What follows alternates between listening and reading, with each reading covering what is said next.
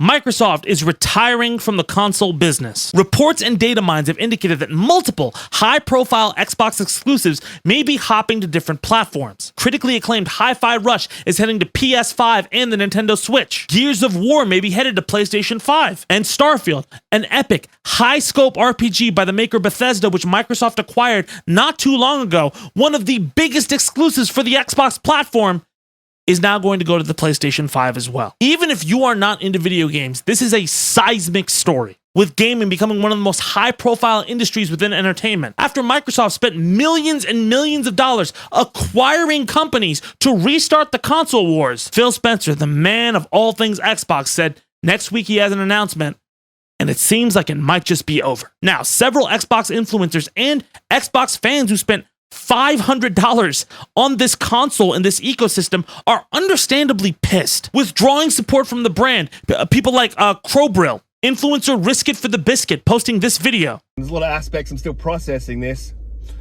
Now, the best way for them to go about doing this, if they're going to do this, would have been to have had a Pro or, you know, their Xbox Series XX or whatever the hell they're going to call it, and release a more powerful piece of hardware to say, hey, yeah, you can play these games over here, but this is the most powerful place to play them. Conversely, if PlayStation launches a Pro and they're dropping their exclusives over on PlayStation, there's no reason to have an Xbox.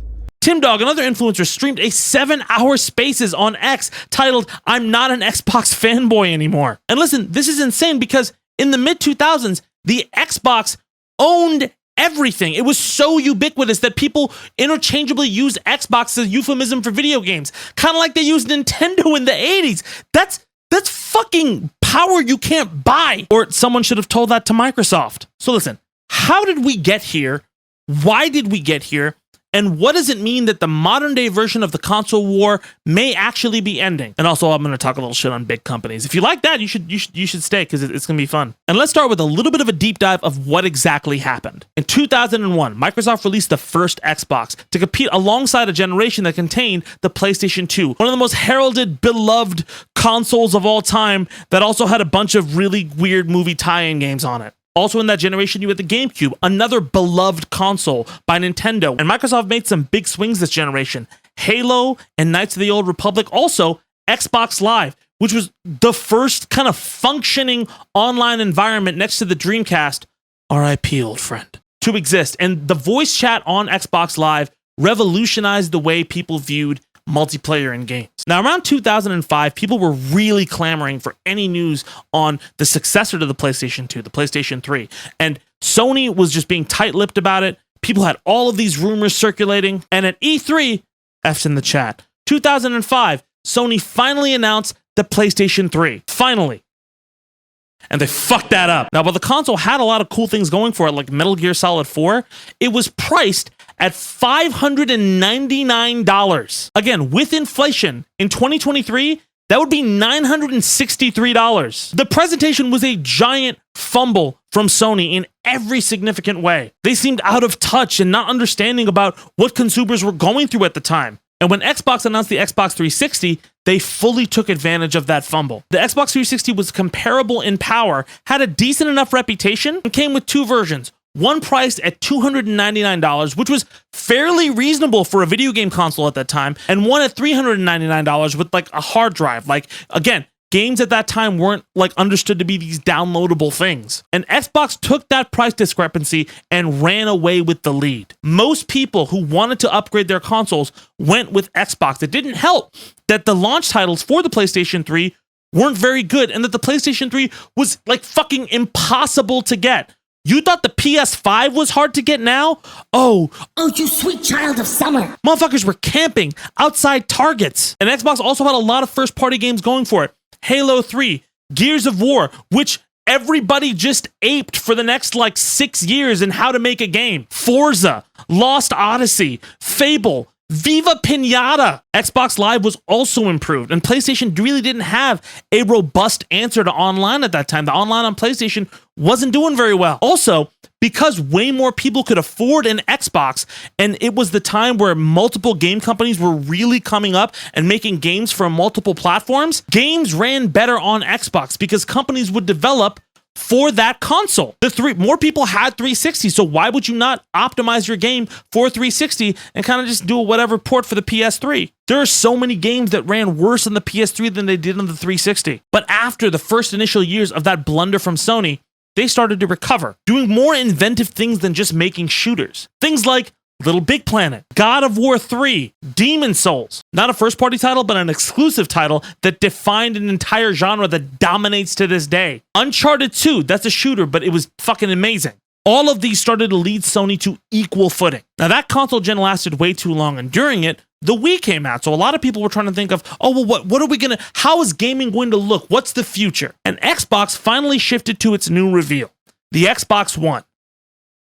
And they fucked that shit up. The Xbox One's reveal in 2013 is regarded as one of the worst console reveals you could possibly do. It felt like a giant flip from what Sony had did previously. Xbox had completely misunderstood its audience. The entire reveal was about Xbox Connect and the multimedia capabilities of the Xbox One. Also, the Connect was automatically sold with every console. You couldn't get it separately. Also, Xbox said they were going to do away with discs. That pissed off everybody. Oh, what? You're going to take away my used games? I can't buy used games anymore? Fuck you guys. People were asking, where were the games? You turned your back on all the people who loved shooters and Gears of War and all the games that made Xbox Xbox. And Sony took as much advantage as they could. They even ribbed Xbox on their whole disc thing, promising people that people could still buy used games and discs. This is how you share your games on PS4.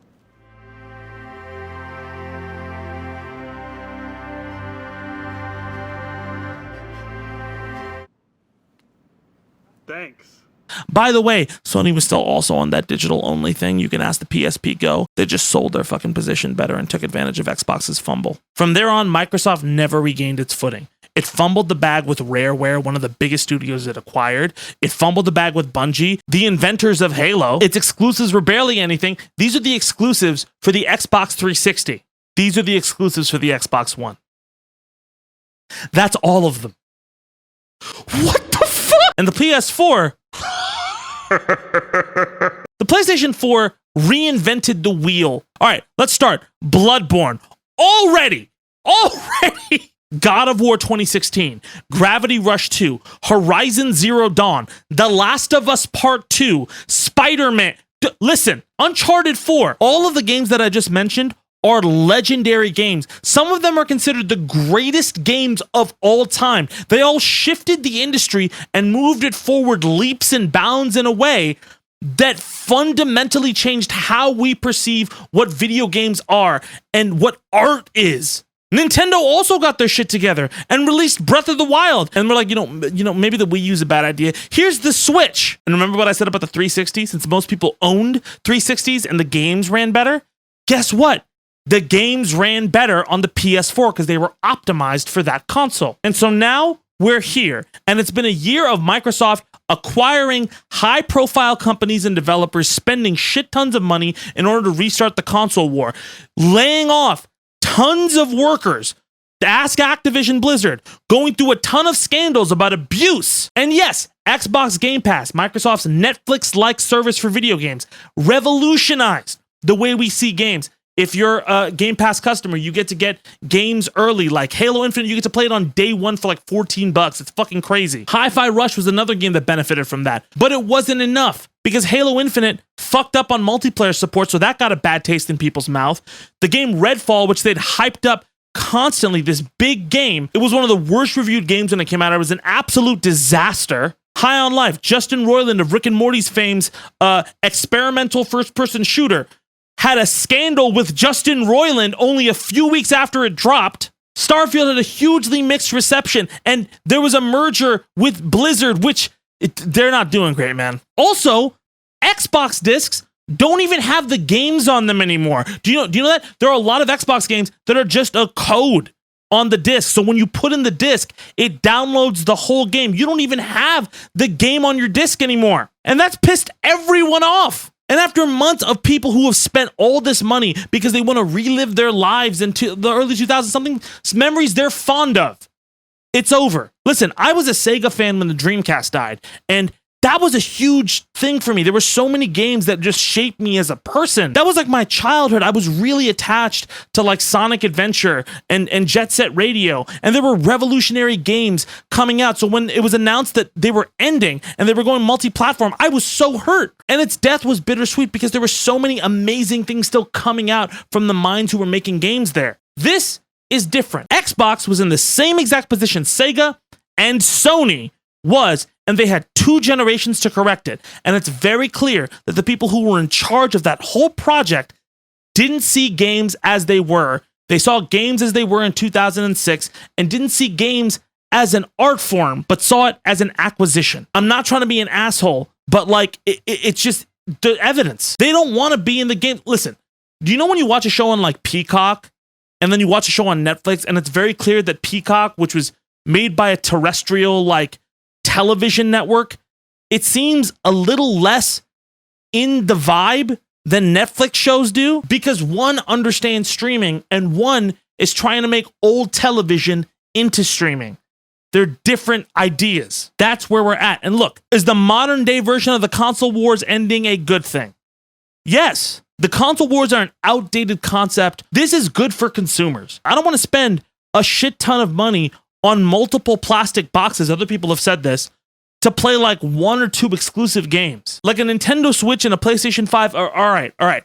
I understand that because those are 2 different experiences altogether. But having to spend more money on an Xbox or a PS5, it's just so much money in an era where people are like struggling to pay for things. So listen, it makes more sense. I think it's good overall for consumers. I understand how Xbox fans feel after spending that much money. That's super fucked up that you would be strung along like that. It's absolutely not okay. But I think ultimately in the long run, it'll help people in terms of cost. At the same time, it's kind of fucked up. Who's Sony's competition? Nintendo, I guess, but like without significant competition in that graphical department, Sony has carte blanche over this whole thing. What's to stop them from making reckless, fucked up moves? Because, hey, who are you going to go to? Microsoft is dead.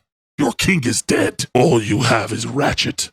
Or Clank, but you can pick which one. That scares me a little bit. Not insanely. I think there will be other people to step up. I think there's going to be a lot more competition for Sony in the future. Last thing I'm going to say is this. Multiple times when bad decisions like this happen from giant companies, we like to think of giant companies as this amorphous blob that hands down a terrible decision that we all have to live with. Giant companies aren't this one monolithic blob. They're like thousands of people who are good people who believe like in like good things like, yo, we all got to work together and workers should have rights and you know, everybody's working for the same thing. And I hope people get good pay and are loved. And then like 5 people who are just dicks. And those 5 people hold the other thousands hostage. So you'll have a bad decision that a bunch of people disagree with, except those 5 people, and it all fucks everything. And I'm not saying that to defend companies. I'm just saying that this system isn't great. Power structures just suck. And there are times